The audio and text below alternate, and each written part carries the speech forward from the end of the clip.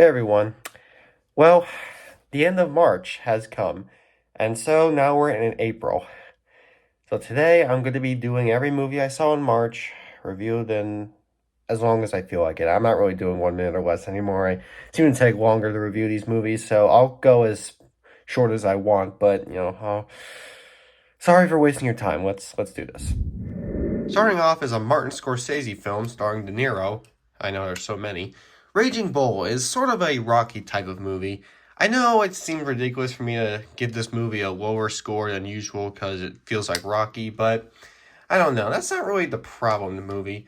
Granted, I was a little underwhelmed by how rocky the movie is, but at the same time, I do know it has a troubled history, I'm sure. And I do like some of the choices it makes, because it definitely does get emotional at times. But yeah, really, because I feel like so many boxing movies after Rocky just feel too similar towards the concept, it kind of just takes away from its originality. Now, it does have original moments. Like, in Rocky, it is different in terms of how the character is and his story arc. But, with all the stuff that goes on around him, like the romance and some of his other little traits that happen, his whole arc of boxing and stuff works well, just not as well as I would hope. So this movie, I don't really actually hate this movie that much because of its Rocky. It's mostly just because it kind of underwhelms in comparison to Rocky. I'll try to stop comparing it to Rocky. It's just so good. Sorry, this is a good movie too, alright? They're different movies, they're just both boxing related. How this movie got past the board is ridiculous. It's a comedy that's like beyond crazy, like stereotypes and all such. Anyway, a sequel to Harold and Kumar's first adventure to White Castle is now them to Guantanamo Bay after being mistaken for terrorists because I don't know, they're everyone around them's just racist. They're sent to Guantanamo Bay, then they have to escape it and spend the whole movie trying to escape the police, coming across random things from stereotypes to Neil Patrick Harris' return. It's all over the place. And I feel like the comedy around this movie, along with the first one, mostly relies around stereotypicalness. Like, we can laugh at this without worrying about being racist offensive or anything. I'm honestly surprised this movie was able to be released. I mean, considering how ridiculous our censorship is, it's crazy. But anyway, yeah, this movie is lots of fun. The comedy coming from the stereotypes, along with the way that everyone reacts upon them. It's funny because like you can laugh towards it. Like, it works because it's all out of nowhere and knows how to take away from the seriousness. And like you want to support these two. So when you see everyone around them is just totally racist against them, it's funny seeing them just be completely outcasted like that. That's what made the first movie so funny. And this one I think works as just as funny as well. So yeah, I'm sorry if you get easily offended. Maybe these aren't the best movies, but if you love comedy, then you should definitely respect the ways this movie does it. So I checked this movie out for some reasons. I have these certain meetings I attend at college where you get to watch movies and kind of give our analysis towards it. And apparently a lot of people pick random stuff. One movie they picked is Creep, and I checked it out. Creep. This sort of found footage type movie is not very good. Why I didn't like it? Well, because nothing about it scared me.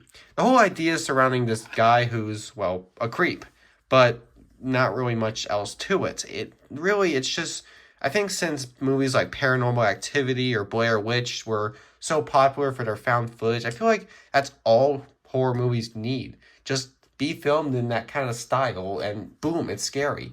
Well, that's not really how it works. See, those movies worked because they have more frightening towards it. In this movie, nothing scary happens, at least until like the final act. And even then, the final end just wasn't as exciting as I hoped. It's mostly just because we have to spend the whole movie with these boring characters before we can get anything scary or actually fun. So yeah, it's not a good movie. I really feel like I wasted a little bit of time watching it, but who knows. Maybe I'll find better found footage movies out there, or maybe not. We all know Michael Keaton for the beloved Batman, or all the other iconic characters he plays. Well, now we're seeing a movie where he plays another famous superhero, Birdman. Birdman is a satirical drama, all sorts of stuff that kind of talks about a realistic type, but at the same time pretty fake story about a man who struggles with his acting career as a guy who's known for Birdman. It's a weird type of movie, honestly. I don't know how much of it was made to kind of go along with the whole Batman situation. I don't know if like any of it occurs to Michael Keaton's true life or anyone's true life. All I know about it is that it's weird. It's a fun story, but at the same time, all sorts of nonsense occurs. Like there's the Birdman character just randomly showing up to Michael Keaton's life, and it's all just the way he performs it towards. I think the movie works well when it comes to how it plays off itself. So even if it is a little too weird to me, it still was fun. You can still enjoy the performances by everyone as well as the way the characters are played out. So even though the whole arc of this Birdman gets pretty silly at times, it's still a good movie to worth checking out. It's a weird choice to win Best Picture, but it's a good movie to watch.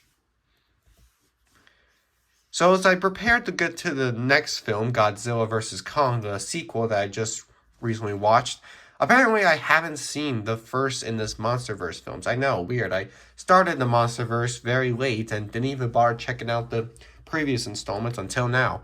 So now I got to watch the first Godzilla film to this MonsterVerse before I would get to the next film. Godzilla, this story, is of course a new reimagining of our beloved monster, who takes up a good chunk of screen time, but when he's not on screen, we got all these random characters. And that's kind of why I consider this movie just decent and nothing really great.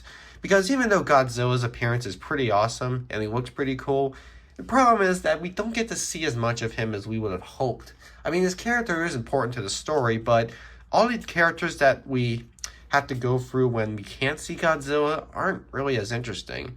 So it's kind of like you get all these random boring humans when we should be looking more towards this guy. And I know Godzilla is one of those creatures that would be hard to fill in the whole time of the story, but I just wish the humans would be a little bit more interesting, I mean, they were at least interesting enough for me to call this movie something alright, but they could be more interesting if this movie would be better. So it's an alright movie, just, could have more interesting human. If you're not going to have Godzilla on screen enough, maybe make the characters a little more interesting.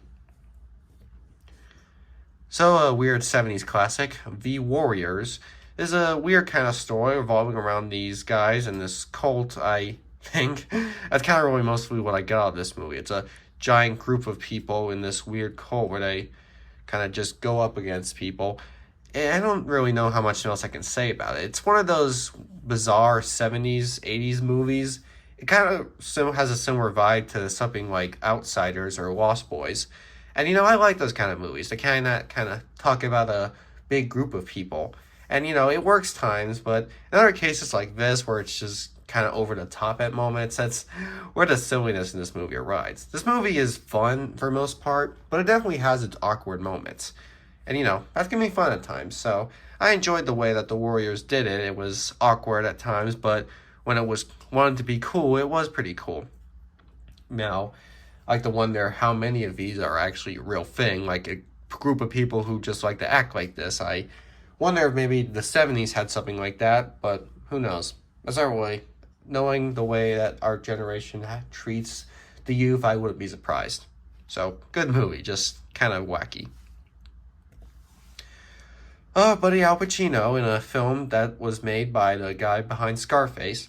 Carlito's Way is, in my opinion, a watered-down Scarface. Now, okay, they're both can be different. They both have different forms. But the main difference is, while in Scarface we saw Pacino portraying the greed, pretty messed up guy, Carlito's Way has Pacino playing the man who's ready for justice, He's kind of a more nicer, selfless person in this movie. We also get some other characters like Sean Penn or John Leguizamo in a story that kind of revolves around, it's kind of hard to process. I can process Pacino's character being one who's all ready for action and such, but I also wasn't really able to process much towards like who the other characters were and kind of more what everyone was in for. So as much as I liked the way they acted, I do feel that maybe more emphasis on how the other characters are would have made the movie more memorable. I have a hard time remembering some movies that weren't great to me. So if a movie wasn't amazing, I wouldn't remember it as well as others. I mean, unless it was a comedy, of course. So maybe I sound stupid for not saying enough about this film's story, but I think what I do remember seeing from this, I remember it working well and kind of giving Al Pacino another fun role. It was kind of a weird role, but still worked out well. So it's not a bad movie, you know. From what I remember, it's not really anything too amazing like Scarface. Sequel to Taken. The first Taken movie is a fun adventure about Liam Neeson portraying a guy who has to save his daughter from a group of hostage people. And now we have the sequel where he does kind of the same thing, only now it's more of a different style. Okay, no, he doesn't. He technically doesn't do that exactly. What he does instead is so forgettable and bland. This movie I really couldn't stand. Like, I couldn't stand how watered down Liam Neeson's character was. In the first movie, he was a badass. When you saw him, you knew he was someone to be afraid of. In this movie, he's a father figure who has a gun. Ooh, he did not scare me at all. And none of the stuff that we get with this guy or anyone else that this movie has is anything exciting. This movie is just beyond unexciting or anything fun. And it's really ridiculous, you know? Like, I really feel like Taken is one of those films that works well when it's on its own. So, a sequel, no, I just don't see it.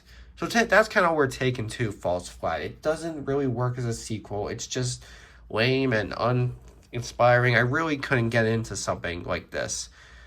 I really wish Liam Neeson would get better with his action, because it seems like this isn't even really the only time where his action falls flat. Kind of seems to have been struggling with that recently for more of his newer films. Okay, so this is a controversial opinion. Brad Pitt and Fury. I talked about Brad Pitt being a great actor, one of my favorites, and you know what? He is worked well in this movie. The problem is everyone else. I really couldn't get into Fury. I just didn't like it. And the best way I can say I didn't like it was because it had no build up to anything. The movie felt mostly just Oscar bait, which worked out well since it was nominated, but no real excitement or anything occurs towards the final act. Like, all this build up that these characters go through doesn't really lead to anything.